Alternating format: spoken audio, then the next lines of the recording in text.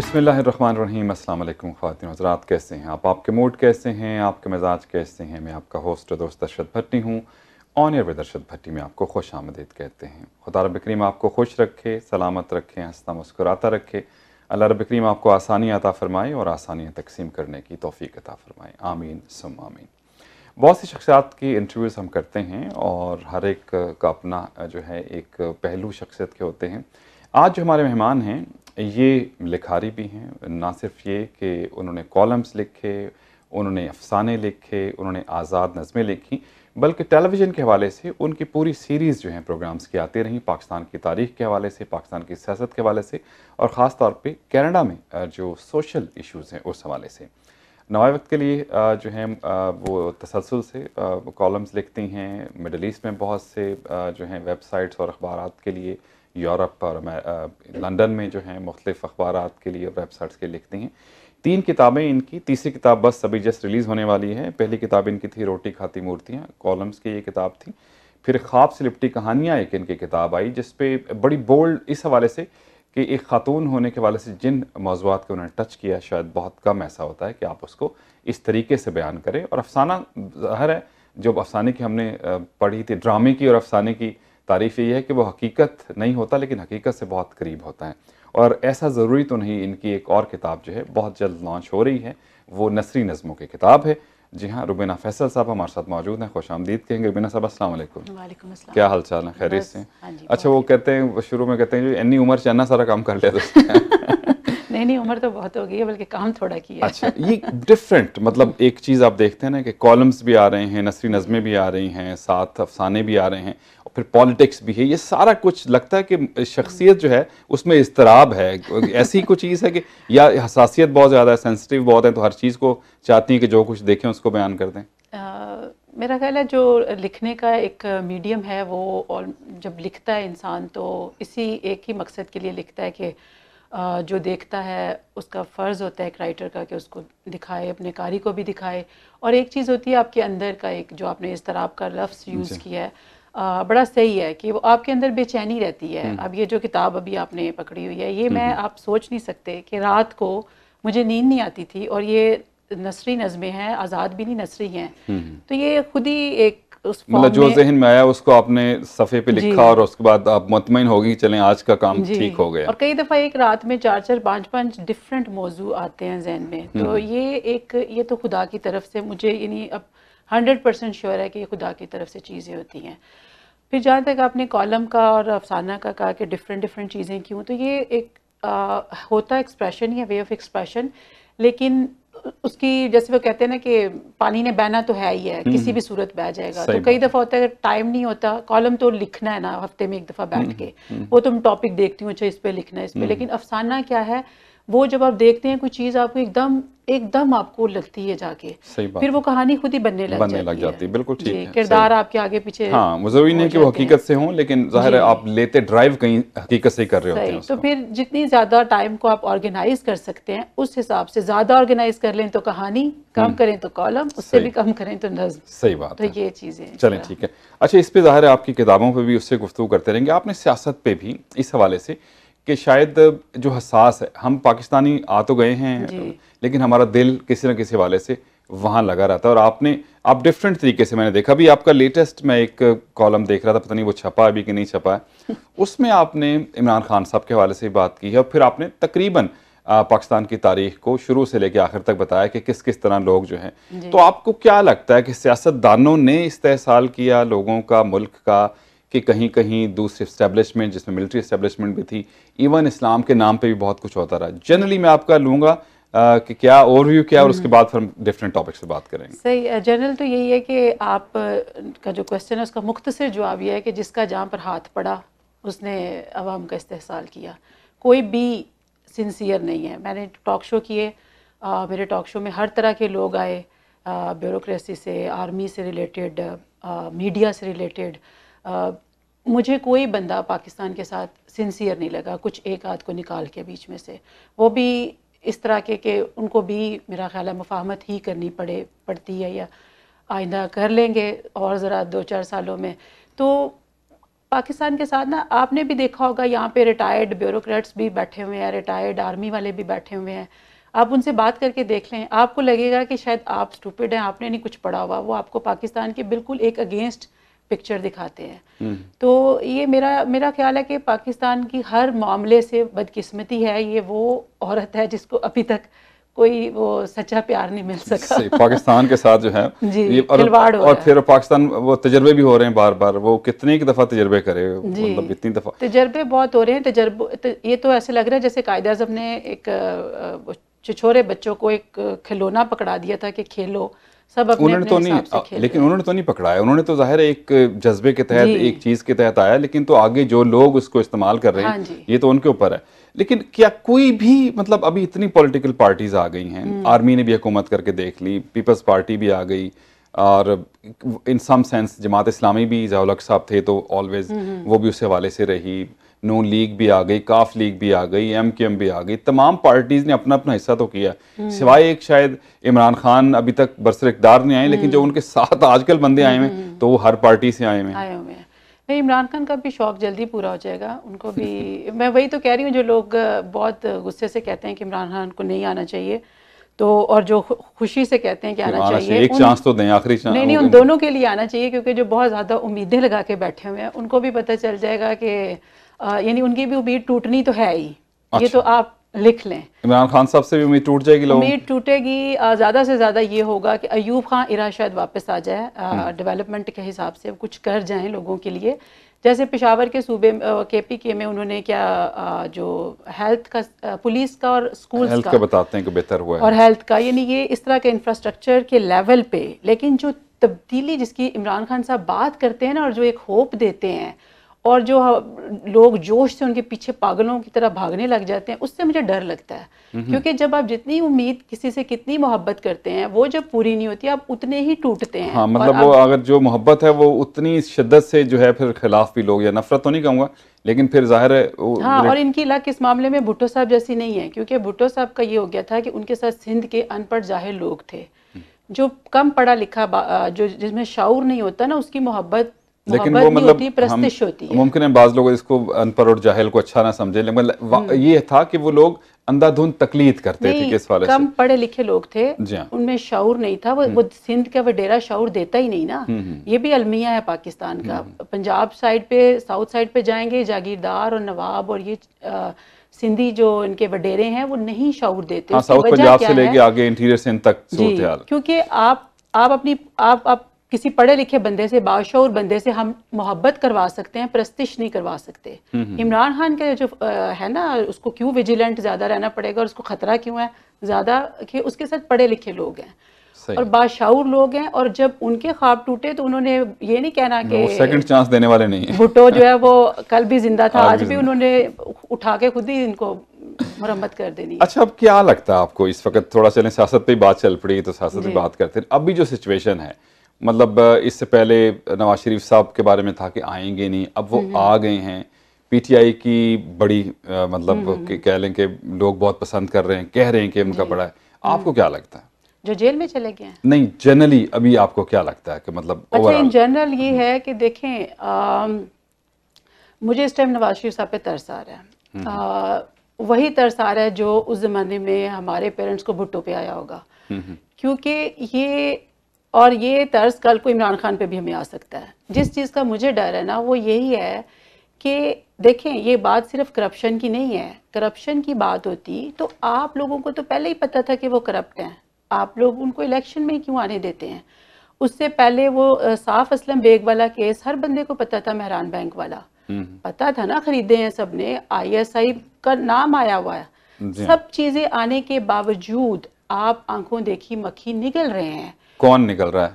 मतलब इस्टेब्लिशमेंट सब मिल के। हाँ। उसमें सिर्फ फौज नहीं होती, ये एजेंसियां सारी मिली हुई होती हैं, और वो बिजनेसमैन है अब, जिनके जिसका स्टेक पाकिस्तान पे है, वो सारे इकट्ठे हो जाते हैं और ये पपेट्स इनको बनाया जाता है।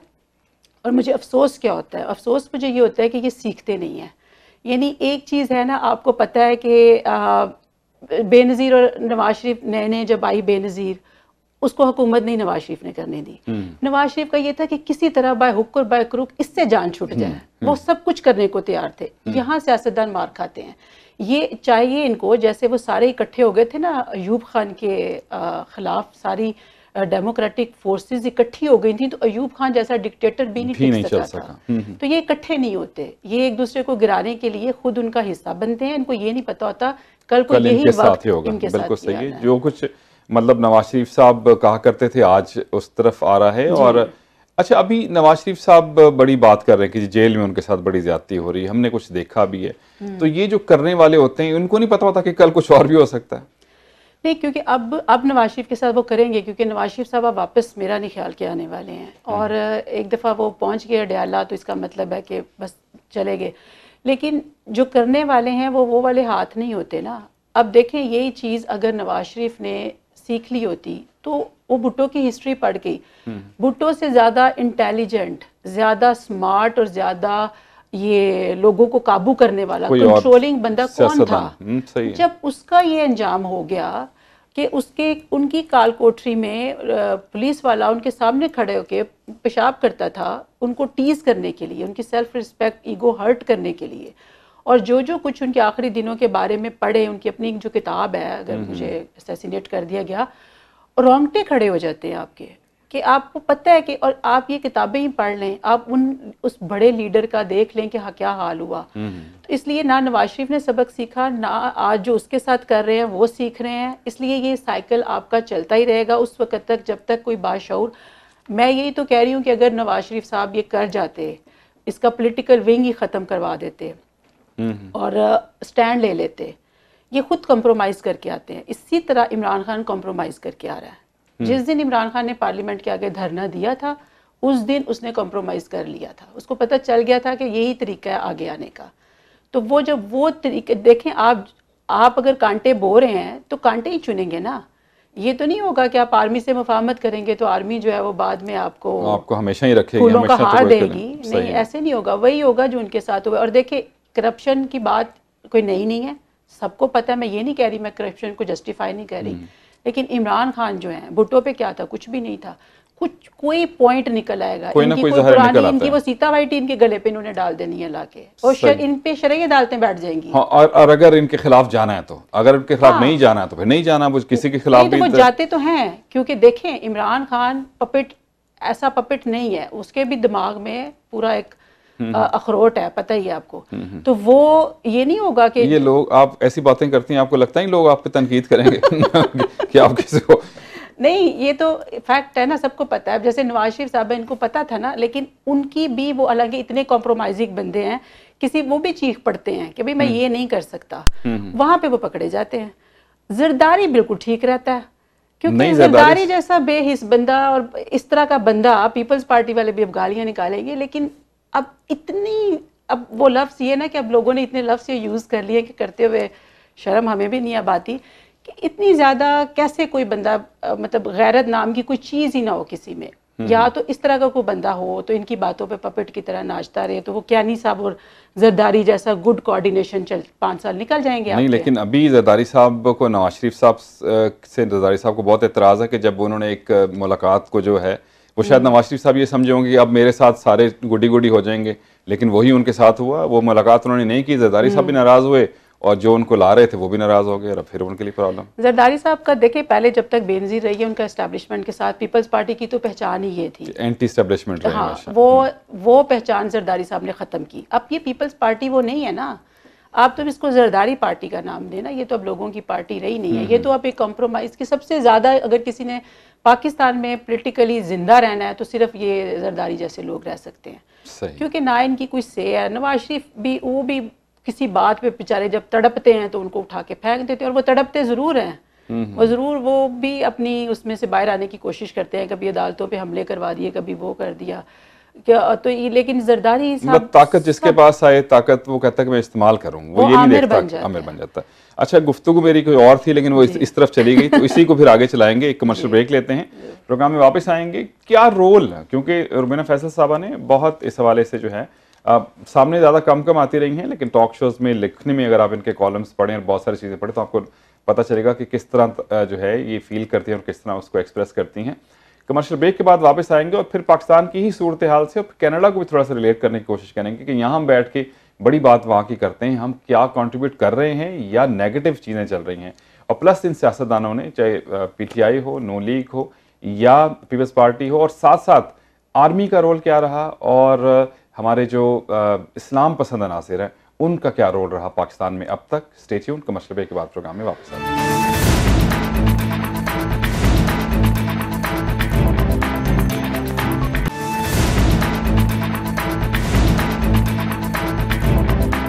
ऑन एयर दर्शद भट्टी में आपको एक बार फिर खुश आमदीद। बहुत शुक्रिया कि आप हमारे साथ हैं। रुबीना फैसल साहब आज हमारे साथ मौजूद हैं।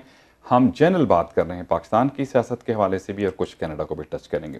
अच्छा, थोड़ा सा वापस जाते हैं हम पाकिस्तान में सियासत। आपने कायद-ए-आज़म के हवाले से, कायद-ए-आज़म रहमतुल्लाह अलैह के हवाले से बात की, उसके बाद जो दौर आया अयूब खान साहब, अगर ये पाकिस्तान की सियासत को हुआ क्या कि अगर टोटल निकाल लें तो सिविल जो लोग हैं सियासतदानों की तो इतनी शायद नहीं हुकूमत रही जितनी आर्मी की रही, तो उसका फिर इन्फ्लुएंस इतना आ गया कि उनके बगैर अब कुछ हो नहीं सकता हुआ। देखें, आर्मी का चक्कर ये था, मैंने इस मजमून में बड़ी तफसील से लिखा है कि इन्होंने सबसे पहले जो नाफरमानी की थी वो कायद-ए-आज़म की थी।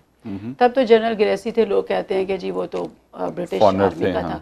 लेकिन एक चीज़ ज़हन में रखें कि जिन लोगों ने 1940 से 47 तक कुर्बानियाँ दी, आम लोगों ने, वो लोग जिनमें ये कल के पॉलिटिशियंस भी थे जिन्होंने बाद में उन कायद-ए-आज़म को खुद भी अपने पॉलिटिशियन वो उन्हें खोटे सिक्के कहते थे, उतना एतमाद नहीं था। अब वो लोग जो सिविल सर्वेंट्स थे और जो आर्मी के लोग थे, अब अयूब खान साहब जो हैं, ये कहते हैं इनको ये उम्मीद तक नहीं थी कि ये ब्रिगेडियर बन जाएंगे जब ये इंडियन आर्मी में थे, वो जो कट्ठी ब्रिटिश आर्मी के साथ।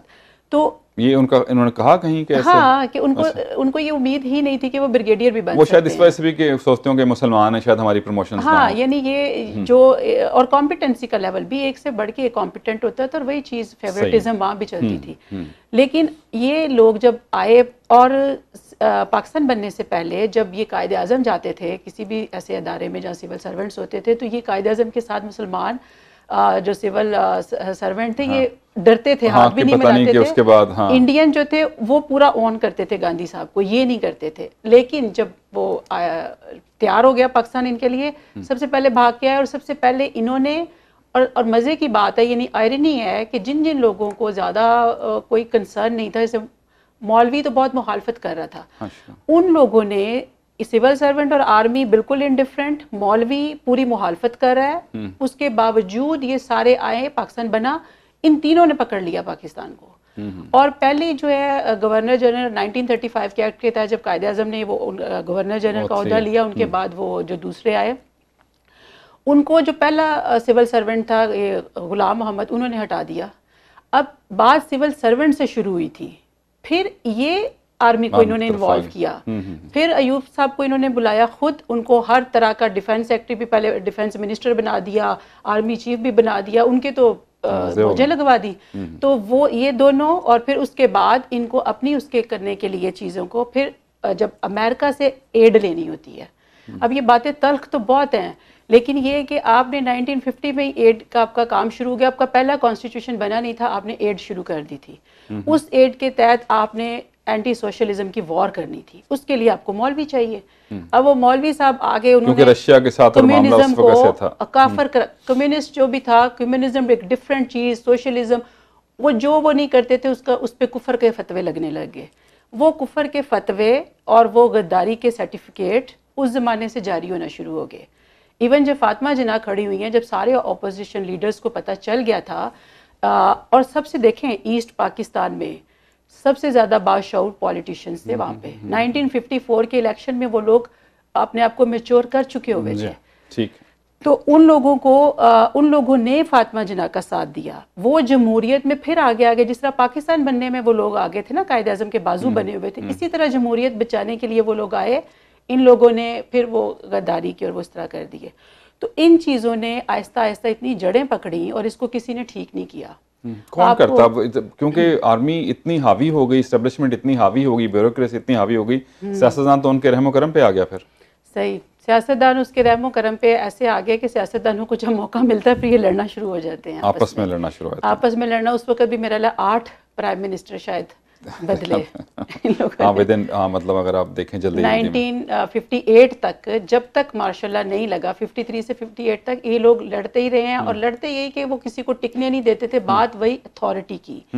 वो जो गुलाम मोहम्मद थे उनसे बोला नहीं जाता था, लेकिन उनके पास चूंकि सिकंदर मिर्ज़ा, एक और ब्यूरोक्रेट, और एक ये अयूब खान, इनकी पावर थी, तो वो हर बुरे को अच्छा, और वो हर चीज़ कंट्रोल में, और उन्होंने कॉन्स्टिट्यूशन वो नहीं बनने देते थे, तोड़ देते थे, और वो कहते थे वो चीज़ हो जिसमें उनके इख्तियारात हो। तो ये इख्तियारात की जो जंग थी ना, फिर वो सिकंदर मिर्ज़ा उनको हटा के जब वो आए हैं तो फिर उन्होंने भी वही काम शुरू कर दिया। फिर अयूब खान जो है वो उसके बाद उनके पास वो चले गए, होलसेल इंचार्ज बन गए उसके बाद। हाँ, सही है। उसके बाद फिर ज़िया साहब का इतना बड़ा दौर, फिर मुशर्रफ साहब का इतना बड़ा दौर। हाँ जी, नहीं अयूब खान के बाद देखिए भुट्टो साहब जब आए, हाँ दरमियान जिससे मैं आर्मी के हवाले से बात कर रहा हूं, आर्मी उन्होंने याह्या खान को दे दिया। अयूब खान ने भी थोड़े अरसे के लिए ज़ाहिर वो रहा, वो भी बड़े कंट्रोवर्शियल मामला रहा उनका। उन्होंने कहा कि बस ये इलेक्शन करवा दो, और वो मेरा 1970 के वाहिद इलेक्शन है जो फेयर हुए थे, जिसको लोग कहते हैं फेयर है। हाँ बस वो फेयर हुए, वो भी आर्मी ने अपने उसमें करवाए, उनकी मर्जी थी, क्योंकि वो उम्मीद नहीं कर रहे थे कि वो मशरकी बंगाल वाले इस तरह जीत जाएंगे, मशरकी पाकिस्तान वाले। सही। तो ये चीज़ें तो जो भुट्टो साहब थे, फिर उस वक्त देखे इन्होंने इजलास नहीं होने दिया। पहला इजलास हो लेने देते पार्लियामेंट का, तो क्या था इन्होंने। अच्छा, मुझे सबसे ज़्यादा जो चीज़ खटकती है ना, जो आज तक खटकती है, कि हर बंदा जिसको ये गद्दार कहते हैं, उस ये पीछे भी जिस बंदे को ये गद्दार कहते थे, इवन वो मोहम्मद अली बोगरा या शायद वो वाशिंगटन में सफीर थे जब उनको इन्होंने वज़ीर आज़म लगाया, उससे पहले उनको भी शायद गद्दार कहते थे।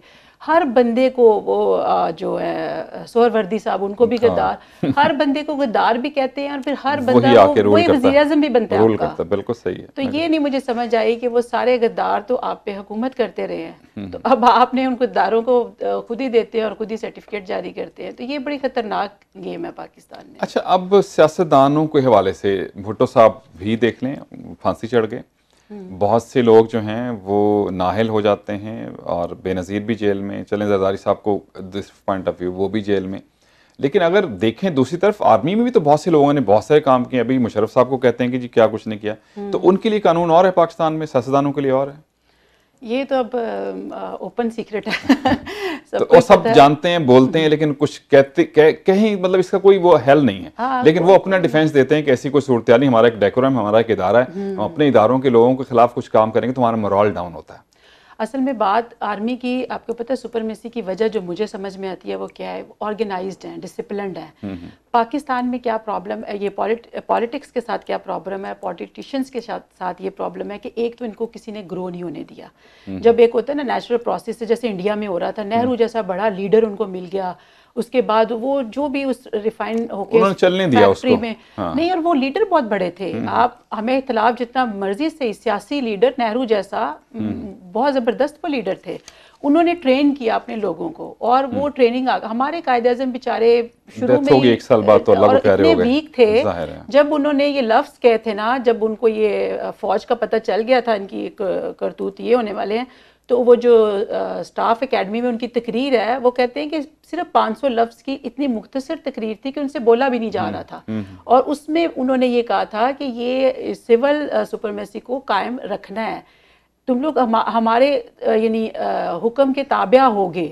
ये बात वो कह के उनको नज़र आ रही थी चीज़ें सारी, लेकिन ये कि उनके हाथ में बाद में कुछ नहीं रहा, और ये इसी तरह फिर चलता रहा, और ये पॉलिटिशियन की ट्रेनिंग हो ही नहीं सकी, और सही पॉलिटिकल लीडर मिले ही नहीं। जितने भी पाकिस्तान में सिवाय मेखल भुट्टो साहब और फिर ज़ाहिर है उनकी बेटी, क्योंकि उनकी ट्रेनिंग वो थी, वगरना मुझे लगता है कि हादसाती सारे सियासतदान आए कि बल बन गया, कोई आ गया तो चलें ठीक है, और उसके बाद वो ज़ाहिर एक अरसा एक ही काम करते हैं, कुछ तो आ ही जाता है आपको ना, तो इतने अरसे आप सियासत में आप अक्सर देखिए, मुझे शुरू में आए तो एक कसाई खड़े थे, तो हमने कहा, वो हमें बता रहे बड़े दुख से कि मैं पाकिस्तान में जर्नलिस्ट था, यहाँ मैं हादसाती तौर पर कसाई बन गया। तो ये सारे हमारे पाकिस्तान में ये है कि इन लोगों की गुड लक हुई है। और अपना बिजनेस देखें, अपने बिजनेस को फ्लोरिश करने के लिए लोग आए हैं, हर एक के स्टेक है। आर्मी के क्यों नहीं है? आर्मी सबसे बड़ी रियल एस्टेट एजेंट बनी हुई है आजकल पाकिस्तान में। तो किस वजह से इनको ये क्यों कहते हैं मुहब्बे वतन क्यों है? क्योंकि सबसे ज़्यादा तो इनको फ़ायदे पहुंच रहे हैं। यहाँ पे आके रिटायर्ड होके लोग इतने बड़े बैंक्वेट हॉल और इतने बड़े वो घर लेके रह रहे हैं, फुल पेमेंट्स करके, और आम कहाँ लोग से जो आए है वो वो पैसे? कहाँ से आए हैं वो मतलब पैसे। अगर आप उनको देखें कि वहाँ उनकी हाँ। जॉब क्या थी, चलें रिटायरमेंट के बाद भी अब तो खैर लाखों करोड़ तक भी मिलना शुरू हो गया, लेकिन इवन देन वो अफोर्ड नहीं करते यहाँ पे नहीं, से। लेकिन आप ये एक और चीज़ भी देखें कि उनका बजट में कितना हिस्सा होता है। कभी किसी पॉलिटिकल इंस्टीट्यूशन जैसे कोयटा स्टाफ एकेडमी है, नेशनल डिफेंस एकेडमी है, कितने इनके पैसे इनको जाते हैं, और इनका जो अपने जो बजट है हमारा कौमी, उसमें इनका थर्ड फोर्थ पार्ट होता है। उसके बाद जो भी एड आती है, अब की मुझे सूरत हाल नहीं पता कि क्या होगी, लेकिन उससे पहले जितना जितना हमने पढ़ा है, डायरेक्टली शुरू में यूब के ज़माने में एक अमेरिका के किसी सेक्रेटरी ने कहा था कि जी इतनी एड इनको मिलती है तो इनको तो अपने बजट में पैसे रखने की ज़रूरत ही जरूरत नहीं नहीं, है। लेकिन उसमें प्रॉब्लम ये है कि एक पाकिस्तान के साथ राइवलरी ऐसी इंडिया के साथ चल रही है, पाकिस्तान की सारी सरहदें देख लें, अफगानिस्तान के साथ भी सूरत हाल है, ईरान के साथ भी हमारे ताल्लुकात अच्छे नहीं हैं, और इंडिया के साथ तो शुरू से नहीं है, तो फिर अगर डिफेंस नहीं मजबूत बनाएंगे तो क्या करेंगे फिर? मेरी बात सुने, ये भी ये भी एक हवा है। मैं आपको बताऊं, आप अगर 1965 की वॉर देखें, किसने पहल की थी? अयूब खान साहब को लग रहा था कि मैं फारिग बैठा हुआ हूँ और लोग मेरे खिलाफ हो रहे हैं, तो इन्होंने ये जंग का शोशा, किसी ने इनको मशवरा दिया कि ये शुरू करवा दे तो हम जीत जाएंगे, हम हीरो बन जाएंगे। उनको हीरो बनने का भी शौक होता है ना सर, और कितनी हाइव कितनी क्रिएट करते हैं, जैसे पता नहीं क्या हो गया है। अच्छा, वो लोग, हमारे लोग इस्लाम के नाम पे और ये मुहब्बे वतनी के नाम पे कुछ भी करने को तैयार हो जाते हैं आज तक। ये मेरा इंटरव्यू सुनने के बाद जो नीचे आपको मिलेंगी गालियाँ, उससे भी आपको अंदाज़ा हो जाएगा कि लोग आज तक ये बात सुनने को तैयार नहीं है कि इसका मुहब्बे वतनी से कोई ताल्लुक नहीं है। क्यों नहीं इंडिया के साथ ताल्लुक ठीक हो सकते? अगर ये कोशिश, अगर हमारी पॉलिटिकल सिचुएशन अंदर की ठीक होगी, जो फॉरेन पॉलिसी है वो तो नवाज शरीफ साहब के पास थी नहीं, डिफेंस उनके पास था नहीं, तो कैसे वो लोग ठीक करते? और ये जो कॉम्प्रोमाइज़ करके आती है ना ऐसी ये सियासत और ऐसी जमहूरियत, ये और गंद मारते हैं। यानी आप कॉम्प्रोमाइज़ ही ना करें, आप आए इन शराइत पे कि जी ये फॉरेन पॉलिसी हमारे हाथ में रहेगी। पॉलिटिकल लीडर के हाथ में फॉरेन पॉलिसी आए जब भुट्टो साहब ने जाके छुड़वाए थे ना 90,000 कैदी, और कितनी ज़मीन उन्होंने वापस जहाँ जहाँ पे थे वहीं वहीं चले गए। क्या था? डायलॉग था ना। अब लोग उस चीज़ को भी नहीं मानते, उनकी उसको करते हैं, लेकिन जो फॉरेन पॉलिसी भुट्टो की कोई चैलेंज करके मुझे दिखा सके। अच्छा, उससे प्रॉब्लम है जैसे आप बात करें इस तरह, तो मतलब फिर अगर कोई, हम यहाँ बैठे हैं, हमें तो बहुत वतन से मोहब्बत है, आपको भी वतन से बहुत मोहब्बत होगी, तो फिर जो सियासतदान हैं या जो लोग इक़्तिदार में, उनको मोहब्बत क्यों नहीं है? मतलब आपका अपना मुल्क है, मुल्क के साथ ही इज्जत है ना। पाकिस्तान नहीं है तो हम कहाँ हैं? हमारी तो पहचान ही खत्म हो जाएगी। नहीं, आम जो लोग होते हैं ना, उनकी मोहब्बत ज़ाती मफाद से ऊपर होती है, क्योंकि ये हमारी रोज़ी रोटी नहीं है, हमारे वो एम्स नहीं है कि बड़े बड़े प्रोजेक्ट लेने हमने, या हमने पैसा बनाना है, या हम अपनी नस्लों को, ये एक इनका नशा होता है। ये नहीं कि वो खिदमत करने पहुंचते हैं। अगर कोई एक सही बंदा, जैसे इमरान खान पे लोगों को क्या ट्रस्ट है, जो मुझे भी उस पर है, उसकी सारी नादानियाँ साइड पे करके, वो ये है कि वो कम अज़ कम वो उसके अंदर एक चीज़ जो मुझे थ्रू आउट नज़र आती है कि पाकिस्तान को कुछ कहीं पे लेके जाना है। ये चीज़ भुट्टो साहब में। लेकिन आप अभी आपने कहा कि जब धरना किया तो वो तो पहले ही सरेंडर कर गए, तो उसके बाद फिर आपको क्या लगता है कि वो फिर आखिर में नहीं करेंगे उनके साथ? बाद में क्या करेंगे? यही तो मैं कह रही हूँ कि अगर अभी भी टाइम है कि अगर वो इनके साथ मिलके, क्योंकि अब इनसे मिले बगैर तो आप आ नहीं सकते, लेकिन अगर आप फॉरेन ये कह देना इतना कि मैं फॉरेन पॉलिसी और अपने मुताबिक अपने हाथ में रखनी है, और फिर वो इनको चाहे ना आने तो फिर वो दूसरे तैयार तो रखे हुए जीप वाले उन्होंने।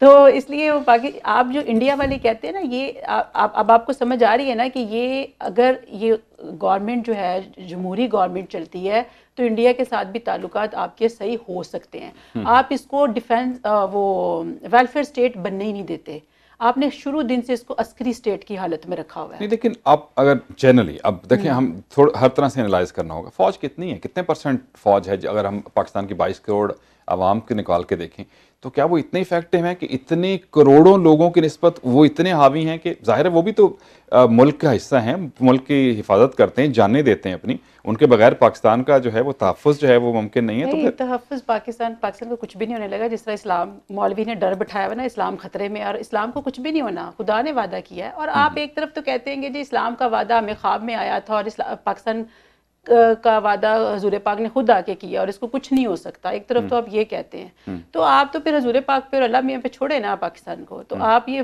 सरहदों पे फिर वापस आके घरों में बैठे हैं, ऐसा तो नहीं मुमकिन नहीं है ना, ऐसा तो मुमकिन नहीं है। वही ना कि इम्प्रैक्टिकल बातें करके एक तरफ मौलवी को ऊपर बिठाने के लिए कि जी ये पाकिस्तान को बचा लेना है इन्होंने, वो जापान में जब तबाही फिरी थी ना, तो जापान में भी यही चीज़ थी कि वो कहते थे कि वो अपनी जंगों के वो किस्से सुनाते थे अपने लोगों को, वो जो शहनशाहियत बरकरार रखने के लिए कि जी ये कुछ होने ही नहीं वाला, कुछ नहीं होगा, हाँ, वो ये सब एंड एंजल्स आते हैं और वो वो बचाएंगे। 1965 और 71 में ये क्या कहते थे कि फरिश्ते आएंगे और वो तोपों को रोक लेंगे। ये बातें पढ़ी हुई और सुनी हुई हमने अपने बड़ों से और लोग तो कहते हैं बुक्स हमने में। देखा है, ये तो मतलब लोग तो बयान करते हैं कि ऐसा ही था और बाद वो ऐसी सिचुएशन थी जिसमें कुछ नहीं होने वाला था कि लेकिन ऐसी मदद फिर आपको खुदा की दिफा तरफ के लिए फौज नहीं चाहिए नहीं, ना। वो तो एक सिस्टम है ना, मतलब ऐसा तो नहीं ना, मतलब नहीं, वो तो लेकिन मैं आपको ये बता रही हूँ कि इस तरह फौज नहीं चाहिए होती है जिस तरह इन्होंने। अब देखें, जो मुट्ठी भर लोग हैं फौजी, आप कह रहे हैं कि थोड़े से लोग हैं, बाकी सारे ईस्ट इंडिया कंपनी वाले जब आए थे कितने थे। हाँ, पूरे हिंदुस्तान में हुकूमत। हाँ, तो ये वो जो ट्रेनिंग इनकी वहाँ पे चल रही है ना, क्योंकि ये जो सिविल सर्वेंट ने शुरू में और ये जो आर्मी आपको मिली लेकिन थी उन्हीं की ट्रेनिंग लेकिन थी। प्रॉब्लम ये है कि एक बड़ा ये डायलॉग रहता है कि भाई जो फौजी है, जो आम सिपाही है, वो तो मुल्क की खिदमत कर रहा है और मुल्क की हिफाजत कर रहा है, तो शायद उनमें से कोई ऐसा गिरोह हो जो ये चाहता हो। लेकिन पूरी फौज को ब्लेम जब किया जाता है तो फिर जाहिर है लोग इस हवाले से कहते हैं कि फौज का तो कोई ताल्लुक नहीं नहीं नहीं, है। मेरा ख्याल है पढ़े लिखे लोगों को ये सेंस है कि आम फौजी क्या होता है। और जिस तरह देखें, अभी कुछ दिन पहले ही आपसे बात हो रही थी कि अगर मौलवी कोई गलत काम कर रहा है, एक मौलवी, तो अगर हम उसको क्रिटिसाइज करते हैं, उसका हरगिज़ ये मतलब नहीं है, जैसे मेरा वो हलाल बीवी वाला अफसाना है, उसका ये मतलब हरगिज़ नहीं है कि हम इस्लाम को क्रिटिसाइज करें। इसी तरह अगर ये स्पेसिफिक पर्सन को हाँ, अगर क्रिटिसाइज ये किया जा रहा ऊपर वाली, ये जो आप समझें कि एक तरफ ऊपर वाला तबका होता है, चाहे वो सियासी है, चाहे वो ब्यूरोक्रेसी में है, चाहे वो है, मिलिट्री ये मिलिट्री एस्टेब्लिशमेंट। में है, ये वही वाली जंग है जो अमीर और गरीब की है। इसमें कोई अदारा एक ख़ास नहीं होता। जिन लोगों के हाथ में पावर आती है, और हमारा ये है कि मैंने आपको पहले भी कहा कि सिर्फ फौज नहीं है, अब उसके साथ ये बड़े बड़े बिजनेसमैन, ये एजेंसियां, मीडिया। आप मीडिया पाकिस्तान का देखें कितना बड़ा स्टेक होल्डर है। बैठ के आपको लगेगा कि बड़े मुहिब्बे हाँ, वो वतन लगता है है, कि आज सुबह कुछ हो जाना है, वो हो कुछ भी जाना नहीं हो है। रहा था, वो हाँ ऐसी ऐसी बातें कर रहे होते हैं कि अल्लाह रहम करे, कुछ समझ हाँ, शर्म तो आती उनके है। मैं तो कॉलम पढ़ने छोड़ दी हूँ मैं, कि मैं सही, अब बिल्कुल फॉलो नहीं किसी को करती, ना टॉक शो देखती हूँ, क्योंकि पता होता है जी ये इन दी हामिद मीर एंड साहब हाँ। है, ये फलाना साहब है, ये काशिफ अब्बासी है, ये वो वो आजकल तो ये शाहिद होता है कि मसूद वो है। 11 बजे जो भी शुरू था प्रोग्राम 5-5 मिनट सारों को लगा के फिर लोग ड्रामा देखना शुरू कर देते हैं कि इन दी हाँ, कि एंड भाई ये भाई सूरत क्या हाल हो कह गई। रहे हैं, लेकिन सही, सबको अब ये तक पता चल जाता है कि किसने क्या कहना है, क्योंकि वो इतने किसके लिए काम प्रिडिक्टेबल कर रहा है। है ना, वो ये पता होता है कि कौन किसके लिए। एक कॉलमिस्ट है, मुझे पता नहीं नाम आप काट दीजिएगा अगर ना, जावेद चौधरी साहब। अब जब नवाज शरीफ साहब गवर्नमेंट थे, मुझे सबसे ज्यादा इन पॉलिटिशियन पे तरस पता कब आता है, जब ये इन लोगों, ऐसे लोगों पे, ऐसे सिविल सर्वेंट्स पे, ऐसे सहाफियों पे, ऐसे बिजनेसमैनों पे ट्रस्ट करते हैं। ये बंदा ऐसा, इसने दिल पजीर कॉलम लिखा कि जी ये सीख के आया 99 में, इसको जब वो बांधा हथकड़ियों से तो इसको वो याद आ गया जब इसने किसी के मजदूर को खींचा था बालों से पकड़ के, फलां फलां फलां, तो इसने अल्लाह तौबा की, खुदा को इसकी तौबा इतनी कबूल हुई कि ये दोबारा से आ गया वजीर आजम बनने। वही आज मैं इत्तेफाक से मेरी नज़र पड़ी आपके प्रोग्राम में आने से पहले, इतनी बुरी तरह उसने लिखा हुआ था कि ये अडयाला जेल में मांग क्यों रहा है, अच्छा, आप रोटी क्यों मांग रहा है, मच्छर क्यों नहीं कर रहा, बर्दाश्त कर रहा, फलां क्यों नहीं कर रहा, ये चाहता क्या है। मैं हैरान। लेकिन आपको आजकल अब एक ये भी प्रॉब्लम आ गया ना कि लोग किसी के नाम से कुछ बहुत सारी चीजें लिख देते हैं नहीं सोशल नहीं, मीडिया कॉलम पे, अपना उनका एक्सप्रेस अखबार एक्सप्रेस में ठीक आप पढ़िएगा। सही ठीक। यानी आपको खुद ही यकीन नहीं आएगा कि ये कल तक इस बंदे के किस हवाले कॉलमों से वो में तो नवाज शरीफ साहब की मुहब्बत वतनी, उनका एक नजरियाती नवाज शरीफ वो बनाया हुआ था, और एकदम नीचे फेंक दिया।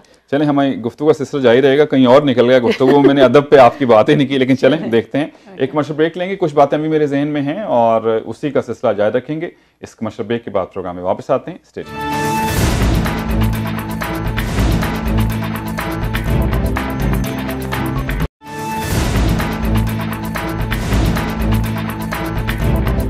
ऑन भट्टी में आपको एक बार फिर खुश आमदीद, बहुत शुक्रिया कि आप हमारे साथ हैं। और विनय फैसल साहब हमारे साथ मौजूद हैं, पाकिस्तान की सियासत के हवाले से हम बात कर रहे हैं, कुछ और चीज़ें। अच्छा, अब पाकिस्तान में क्योंकि ज़ाहिर है इस्लामी ममलिकत है और इस हवाले से वहाँ पे प्रैक्टिस भी सारे ज़ाहिर करते हैं, लेकिन कहीं कहीं ऐसा लगता है कि कहीं इस नाम को भी इस्तेमाल जो है सियासी जमातें भी और बाकी लोग भी कर जाते हैं, इस्लामी, हाँ, इस्लामी पॉइंट ऑफ व्यू को, इसको भी आपने देखा कर? ये भी एक जो बना के रख दिया ना जर्दा सा, वो भी नहीं समझ में आता। अब देखें, कायद आज़म का ठीक है, लोग कहते हैं कि जिन्होंने, अभी देखें कायद आज़म ने मज़हब को नहीं उभारा था, ये बात हम बड़ी दफ़ा कर चुके हुए हैं। मज़हब का कायद-ए-आज़म तो तहरीक खिलाफत में भी खिलाफ थे कि वो कहते थे कि नहीं, वो गांधी साहब के साथ नाराज़ हो गए थे कि भाई लोगों के अंदर ये जज्बात मत लेके आओ, मज़हब को दूर रखो। लेकिन वो गांधी साहब ने वो मौलाना ब्रदर्स के साथ मिल के इनको कॉर्नर कर दिया था। वो बंदा जो तहरीक खिलाफत में साथ नहीं था इस चीज़ के कि ये मज़हब को आगे लाया जाए, जो 1906 में जिसने ये कहा था जब ये गए थे अपने अलहदा इलेक्टोरेट हमें दिए मुसलमानों की नुमाइंदगी के लिए कि जी मुसलमानों को अलहदा से एक दे दिया जाए, उस पर भी कायद-ए-आज़म नहीं माने हुए थे। वो भी कहते थे ये क्या है, क्यों नहीं होना चाहिए? हमारा मुल्क इस्लाम के नाम पे बना हुआ है तो हम वहाँ पे इसकी बात क्यों ना करें? नहीं, मैं आपको आगे बताती हूँ। उसमें फिर ये है कि जब कायद-ए-आज़म ने खुद हालात देखे, मैं ये बता रही हूँ कि वो बंदा एंड तक ये कोशिश करता रहा कि हम इकट्ठे एक जगह मतलब हार्मनी रहे, उनका यही जी। और उनको ये था कि ये वाली चीज़ जो होती है ना मज़हब वाली, उसको वो आगे ही नहीं आया। वो सेकुलर बंदे थे। इन लोग अच्छा सेकुलर का मतलब वो कर लेते हैं, काफर ट्रांसलेट कर लेते हैं, उसका कुफर से कोई ताल्लुक नहीं होता। उसका ये सेकुलरिज्म ये है कि आप स्टेट को रिलीजन से अलहदा रखें, जो ब्रिटिश ने इतने साल पहले किया था। वो कितने वो फिरके थे उनके, उन्होंने अलहदा कर दिया। उन्होंने कहा बीच में बोलो ही ना, इतना डोमिनेट था उनका चर्च। ये ज़रूरत है। और इसके बाद कायद-ए-आज़म खुद इसी, लेकिन उन्होंने जब ये देखा, और ये बड़ा फ़र्क है कि इस्लाम के लिए बनाना और मुसलमानों के राइट्स को बचाने के लिए बनाना। उनको लग रहा था जब 1937 के इलेक्शन के बाद इतनी खुली ये शुरू कर दी थी गुंडागर्दी कांग्रेस वालों ने कि बंदे मातरम ज़बरदस्ती और फिर तराने बजाने लग गए मस्जिदों के आगे, ये और इनकी वजारतों में गड़बड़, कोई काम की वजारत नहीं इनको दे रहे थे। वो जब देखा ना डिस्क्रिमिनेशन और ये हक तलफी होते देखे, फिर कायद-ए-आज़म को लगा कि नहीं, एक ऐसी जगह होनी चाहिए जिसमें ये लोग बैठ के तो अपने तौर से मुसलमानों के राइट कोई ना कर सके। और देखें यही बात फिर उन्होंने जो अपने लिए फील की थी एज अ मुस्लिम, उन्होंने वही बात अपनी 11 अगस्त की स्पीच में जाके कही कि हमने अक़लियतों को साथ लेके चलना है। तो उस चीज़ को किसी ने नहीं किया। इसको इस्लामी, ये लोग तो कहते थे, इन्होंने तो कायद-ए-आज़म को भी वो काफ़िर आज़म कह दिया था, वो मदनी साहब ने जो जमीयतुल हिंद के थे। तो वो चीज़ें सारी जो हैं वो इस्लाम का इतना ताल्लुक था इसके साथ कि मुसलमान अपनी मर्ज़ी से, अपने हिसाब से, अपनी पॉलिसी के मुताबिक ज़िंदा रहें। अगर हम आज ये पाकिस्तान ना होता तो हम इंडिया में उसी तरह के थर्ड रेट सिटीजन के तौर पे ही रह रहे होते ना। तो ये फ़र्क है। उन्होंने ये कभी नहीं कहा कि इस पे शरीयत आएगी, कोई शरीयत बन जाएगी और ये हो जाएगा, सबको साथ लेके चलो। हाँ, लेकिन बहरहाल क्योंकि इस्लामी जमहूरिया पाकिस्तान है ना अब तो, और ज़ाहिर है उसको हमने प्रैक्टिस भी करना है, और इसीलिए लिया गया था कि मुसलमानों के लिए अलहदा मुल्क हो जहाँ पे अपने अकायद जो हैं आज़ादी से जो है उस पर प्रैक्टिस और कर दूसरों सकें। को भी करने दें। बिल्कुल, जो अक़लियतों के हवाले से ज़ाहिर है सफ़ेद, हमारे तो झंडे में सफ़ेद है ही अक़लियतों के हवाले से। और कायद-ए-आज़म देखें किस फ़िरके के लिए इस्लाम बनाते, अगर इस्लाम स्टेट को कबूल कराना है, इन्होंने खतने करने हैं उसके, किस अकीदे के तहत करेंगे? शिया करेंगे? कायद-ए-आज़म का नाम ही नहीं लेते थे जब उनसे कोई मतलब ज़ाहिर अकायद तो हर के अपने हैं, और जहाँ पे वो प्रैक्टिस कर रहा है सबका एहतराम करना चाहिए। 77 में किसी मेरा ख्याल है कौन थे, मुझे नाम भूल गया, उन उलमा आलम साहब ने ये कहा था 77 में, जिस तरह ये अब हमारे इमरान खान को की पीरनी साहब ख्वाब देखती है ना, इस तरह उन्होंने 1977 में ये ख्वाब देखा था कि जी ये फ़लाँ फ़िरका जो वो सऊदी अरब से रिलेटेड था, उनके हिसाब से पाकिस्तान चलेगा। तो ये कोई, मैं आपको एक बात बताऊं, जिस दिन पाकिस्तान मिलिट्री की चीज़ भी छोड़ें, कम ख़तरनाक है ये जो आपके इस्लाम के नाम पे लोगों की एक्सप्लॉयटेशन है ना, ये इतनी डेंजरस हो चुकी हुई है। इनटॉलरेंस, ये नहीं कि पाकिस्तान में भी, इंडिया में भी बहुत बुरा हाल हो चुका हुआ है। वो सिर्फ अपने पॉलिटिकल फ़ायदे लेने के लिए या मिलिट्री, देखें अब जब आपने सोशलिज्म का फतवा लेना है, अमेरिका को खुश करना है, अमेरिका ने आपको इमदाद देनी है, आपको मौलवी चाहिए। आपने ज़िया-उल-हक के ज़माने में उन्हीं जहादिस्ट बनाए अमेरिका के लिए, आपने उस वक्त जहाद की फेवर में फतवे दिलवाए, मौलवी को आपने इस्तेमाल करना था। मौलवियों के पिजारोज और घर तो देखें आप जाके ज़रा। उसके बाद आपने उन्हीं कोई मुशर्रफ के दौर में टेररिस्ट कह के मरवाना था, उन्हीं पे आपने ड्रोन्स करवाए और आपने उसी वक्त मौलवी से जहाद के ख़िलाफ़ फतवे दिलवाने शुरू कर दिए। तारुल कादरी साहब का मैंने खुद इंटरव्यू किया जिसमें मैंने उनसे एक क्वेश्चन पूछा कि उस वक्त अमेरिका को आपके जहादिस्ट चाहिए थे, उन्हीं जहादिस्ट को आपने बाद में तालिबान कह के मारा, तो आपके फतवे हैं क्या बेसिकली? तो उनके पास जवाब नहीं था, लेकिन उन्होंने मुझे घुमाया अच्छा खासा, लेकिन जवाब नहीं था। टेररिज्म के खिलाफ उन्होंने तो पूरा एक फतवा दिया, और अब जाके बल्कि उन्होंने बाहर जाके ना सिर्फ ये कि बल्कि इंटरनेशनली उन्होंने उसको और लोग उसकी जो है वो आप कह लीजिए कि रेफरेंस भी देते हैं उसका। मैं वही तो कह रही हूँ, अब तो उनकी पूरा वो था ही प्रोग्राम इस टॉपिक पे कि टेररिज्म है। टेररिस्ट आपने बनाए कैसे थे? टेररिस्ट खुद तो नहीं बने थे ना, आप नहीं बनाए थे ना। अफगानिस्तान के साथ जब के अंदर जाके आपने रशिया को मारना था तो आपने उन्हीं को बाद में अब वो तालिबान जो हैं जो किसी वक्त अमेरिका के लिए बहुत काबिल कबूल थे, अभी वही दुश्मन और उनको जब देखें, जो चालाक और खुदगर्ज लोग होते हैं ना, वो क्या करते हैं, वो आपको यूज़ करते हैं सादा लोगों को। उनकी कोई ज़रूरत होती है सादा लोगों की, कोई भी मजबूरी कुछ भी, उसको एक्सप्लॉइट करते हैं, यूज़ करते हैं और फेंक के चले जाते हैं। ये अमेरिका तो बड़ी स्टेट्स के साथ ऐसे करता है ना। लेकिन इन लोगों ने तालिबान के साथ ये किया। वो गरीब लोग थे, उनको जहादी बनाया। जहादी बना के बाद में जब आपका जहाद ख़त्म हो गया, आपका वो निकल गया रशिया, आप उनको वहीं छोड़ के आ गए, फिर वो उसामा के पास चले गए। सही। अच्छा, अभी की क्या सूरत हाल है? अब ज़ाहिर इलेक्शन हो रहे हैं, अभी भी बहुत बातें हो रही हैं, नवाज शरीफ जेल में हैं, वो लगता ऐसा ही है कि शायद हमदर्दी का वोट वापस, अब पिछले कुछ एक हफ्ते में लग रहा है कि शायद नून लीग की तरफ वापस जा रहा है। पीटीआई क्लेम कर रही है कि नहीं हम स्वीप करेंगे, तो बज़ाहिर तो अभी तो ऐसे लगता है कि वहाँ कोई चीज़ ऐसी आएगी कि लोग हैरान हो जाएंगे। तो लगता है जीप ही आ जाएगी। चौधरी साल बैठे होंगे। हाँ, मतलब जीप का भी, क्योंकि जीप को उन्होंने मतलब वो मतलब कहते हैं ना कवरिंग कैंडिडेट है वो, मतलब उसको वो जाहिर वो प्लानिंग इन्होंने रिजल्ट्स के बाद कर रही है। लेकिन अभी की जो सूरत हाल है ऐसी नहीं लग रही कि जिस तरह लोग समझ रहे वैसा नहीं है। मुझे वैसे अभी तक समझ नहीं आती। मुझे कभी कभी लगता है कि वो जो अयूब खान ने 80,000 वो बेसिक डेमोक्रेट्स बनाए थे ना, कि सिर्फ वही वोट दे सकते हैं, और कंट्रोल्ड सी एक सिचुएशन रखी थी। पाकिस्तान में ये कर लें तो ज़्यादा बेहतर है। ये जो नाटक है ना वोटर्स के नाम पे और इतना पैसा ज़ाया करना, पता है रिग्ड इलेक्शंस होते हैं। रिग्ड मतलब ये कि बिफोर इलेक्शन, ड्यूरिंग इलेक्शन और आफ्टर इलेक्शन वो वोटर को आप पागल बनाते हैं। हम जैसे बाहर बैठे हुए लोग, जैसे अभी आपने बात की, एक दूसरे के गिरबान पकड़ने को तैयार। यहाँ पे भी इसको जो है वो यहाँ पे मैंने देख रहा हूँ कि जो गुफ्तगू, जिस किस्म के कमेंट्स और जिस किस्म की गुफ्तगू हो रही है, वो पाकिस्तान वाला माहौल वो तो नहीं है, लेकिन कम से कम बढ़ गई है थोड़ी। घरों के अंदर लड़ाइयाँ हो जाती हैं, भाई भाइयों से लड़ पड़े हुए हैं कि जी अगर तुमने कोई, अगर मियाँ बीवी, मेरे सामने एक मियाँ ने अपनी बीवी को कहा तुमने इमरान खान को वोट दे, मैं घर से निकाल दूंगा। तो ये टॉलरेंस यहाँ बैठ के हमें कोई है भी नहीं है, लेकिन वो इतनी, और मैं ये कह रही हूँ कि सारों को बेवकूफ़ बनाने वाली बात है। इमरान खान के आने का लोग कहते हैं कि सियासत में ये फ़ायदा हुआ है कि लोगों में शऊर आया है सियासत में। वो एक हीरो था, वो जिधर को चल पड़ा लोग उसके पीछे चल पड़े। लोग तो जुनैद जमशेद के पीछे भी चले गए थे, मजहबी होने लग गए थे। ये तो एक हीरो के साथ एक गिफ्टेड चीज़ होती है, और वो तो है भी बड़ा हीरो। पॉलिटिक्स में वो आया, उसने कुछ ट्रेन नहीं किया, उसने इस अपॉर्चुनिटी को जो खुदा ने उसको लोगों ने दी थी उसने ज़ाया किया। मुझे लिटरली अफसोस होता है कि उसने ज़ाया किया। उसके पास ये अपॉर्चुनिटी थी कि वो पॉलिटिकली ट्रेन करता। जो मैं आपको कह रही हूँ कि आर्मी क्यों हावी होती है, क्योंकि आर्मी ट्रेंड है। आर्मी एक वाहिद इदारा है जो ऑर्गेनाइज्ड है, डिसिप्लिन्ड है। हमारे पॉलिटिकल लीडर इसलिए मार खाते हैं कि ये बस पैसे के पीछे और मफाद के पीछे भागते हैं।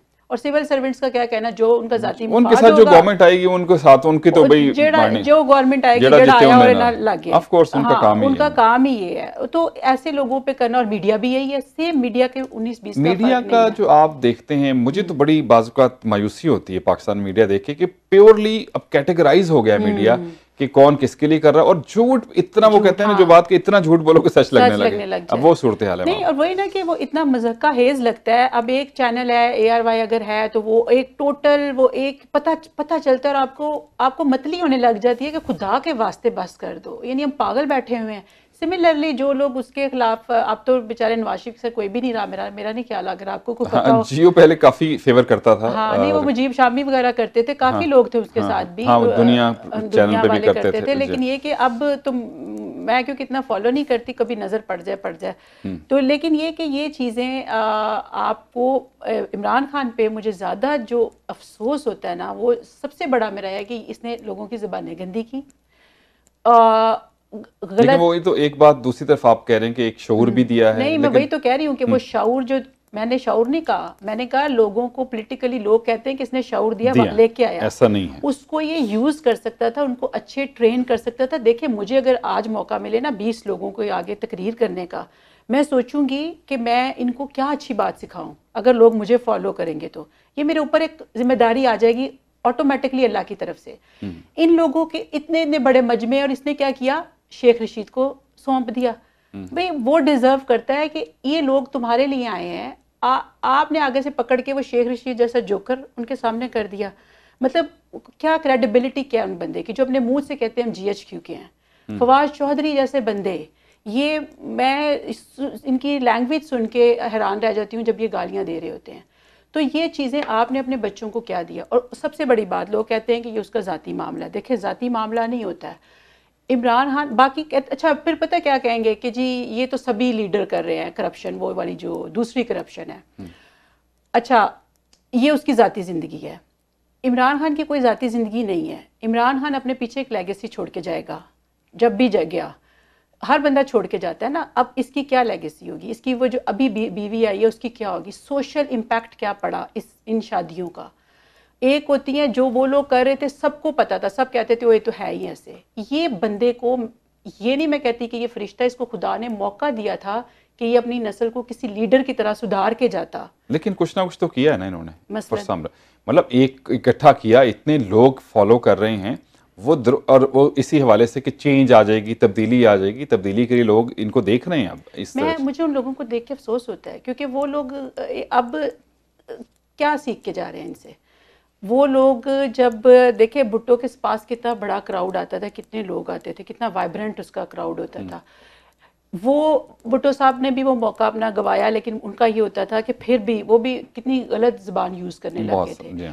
तो हर एक के नाम रखने, ये करना वो करना।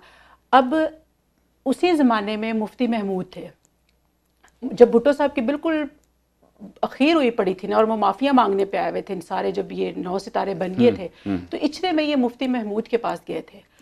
उन्होंने, वो हालांकि बीमार थे, उठे नहीं, लेकिन उन्होंने इतनी इनके खिलाफ फिजा बनी हुई थी भुट्टो साहब के, कि लोगों ने खड़े होके मुफ्ती महमूद साहब ने अपने खास बंदे को कहा कि ध्यान से ये गाड़ी तक जाएं, कोई इनके खिलाफ एक नारा बिना लगाए।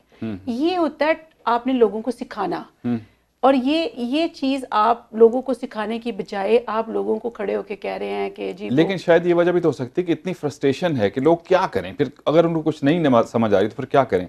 तो ऐसी ज़ुबानी गालियां दें क्या करें, मतलब सम टाइम उसको मैं गालियां तो नहीं कहता, लेकिन लोग अपने इजहार तो उन्होंने करना है कोई ना कोई। नहीं, इजहार का तरीका सिर्फ ये होता है कि आप अपनी जो अकल शऊर है उसको ज़्यादा करें, पढ़ते नहीं है। मतलब अभी भी सिचुएशन वही है 70 साल पहले के नाजुक दौर से गुजरा, अभी भी नाजुक दौर, वही नाजुक दौर ही अभी भी नाजुक, उससे मजीद नाजुक हो गया। आप अगर हिस्ट्री की किताबें पढ़े ना, तो आपको लगेगा, यानी पुराने वक्तों के कॉलम ही पढ़ लें, वो वारिस मीर साहब के कॉलम पढ़ के देखें और अल्ताफ गौहर के, आपको लगेगा कि ये तो सिर्फ किरदार चेंज हुए हैं, सेम वही डायलॉग भी वही, यानी इमरान खान वही डायलॉग बोल रहा है, लिखने वाले एक ही है ना। हाँ। और जो बेचारा मुसीबत में होता है उसके सेम डायलॉग हैं, यानी कुछ भी नहीं बदला, कुछ भी नहीं बदला। सबसे ज्यादा ये तकलीफ, आईना वही रहता है, चेहरे बदल जाते हैं। हाँ, वो जब इफ्तार साहब की मूवमेंट चली थी, लोगों ने कहा ओ जी अदलिया आज़ाद हो गई। अदलिया वही वो मुनीर साहब वाले ज़माने की नज़रिया ज़रूरत वाली थी ना, वही अदलिया। वो इफ्तार साहब ने भी लोगों का टाइम ही बर्बाद किया। चलें, थैंक यू वेरी मच। बहुत सी बातें रह गई हैं, मेरे ख्याल में एक सेशन और करेंगे। हाँ, वो उसमें मज़ीद जो है, आपका बहुत शुक्रिया। और आपने मतलब खुल के जो भी आपके दिल और जहन में था, आपने जो है हमारे नज़र तक पहुँचा है। बहुत शुक्रिया, thank you very much. Thank you ji, thank you. Rubina Faisal साहब हमारे साथ मौजूद थी। बहुत सी बातें हैं, मुमकिन है आपको अच्छी ना लगे, बहुत, हर शख्स का अपना नुक्ता नज़र है, इनका अपना नुक्ता नज़र है, मेरा अपना नुक्ता नज़र है, आपका अपना नुक्ता नज़र है, लेकिन बर्दाश्त का मादा हमें होना चाहिए। टॉलरेंस का जो हमारा लेवल है उसको हमें थोड़ा सा बढ़ाना होगा, और दलाइल के साथ ज़ाहिर है बात की जाती। अगले सेशन में इंशाल्लाह इनसे एक और सेशन करेंगे, इलेक्शन के करीब, और इलेक्शन के अब 5-4 दिन ही रह गए हैं बाकी, उसके बाद या तो कर लेंगे, और इनके अदबी जो काविशें हैं उस हवाले से बात करेंगे। लेकिन पाकिस्तान में क्यों लोग, गुस्सा किस चीज़ का है? मैं अगर इसको एनालाइज करूं, इसलिए है कि फ्रस्ट्रेशन है, जिसके साथ नाइंसाफ़ी हो रही है वो परेशान है। कुछ लोग मुहिब वतन इतने ज़्यादा हैं कि उनको दुख होता है, कुड़ते हैं। हम यहाँ बैठ के कुड़ते हैं ना कि पाकिस्तान में ये क्या हो रहा है, चाहे नून लीग के साथ हो चाहे पीटीआई के साथ हो, लेकिन लोग जो आम आवाम है वो पाकिस्तान की बेहतरी चाहते हैं। हम पाकिस्तान को बेहतर देखना चाहते हैं, पाकिस्तान को मजबूत देखना चाहते हैं। हम चाहते हैं कि अमन मान वहाँ पे आए, खुशहाली हो, जो सहूलतें यहाँ पे मिल रही हैं वहाँ भी लोगों को मिलें, लेकिन उसके लिए सबको मिलकर काम करने की ज़रूरत है। ये बात सियासतदानों को भी समझनी होगी कि हर दफ़ा अगर उन्होंने एक दूसरे की टांगें खींचनी है तो फिर यही सूरत हाल होगी जो अब तक हो रही है। और साथ साथ इस्टेब्लिशमेंट, मिलिट्री इस्टेब्लिशमेंट, ब्यूरोक्रेसी और जो हमारे बहुत उलमाए कराम हैं, उनको भी सोचना होगा कि अब ये वक्त एक ऐसा ज़रूर आ गया है कि थोड़ा सा कोशिश करें, इस मुल्क के लिए इकट्ठे मिल के कोशिश करें, इसको बावकार और इज़्ज़त वाला मुल्क जो है दुनिया में बनाएं, ताकि कोई इसकी तारीफ़ करे, कोई बुरी बात ना कर सके। तो चलिए जनाब, दुआ में रखिएगा याद, हौसला नहीं हारना, बल्कि हौसला भी को हारने की चीज़ है। And always follow your heart, क्योंकि सब अच्छे की आवाज़। अरशद भट्टी को दी इजाज़त, बशर्ते ज़िंदगी इंशाल्लाह नेक्स्ट प्रोग्राम में आपसे मुलाकात होगी। अल्लाह हाफिज़ और सपोर्ट देना।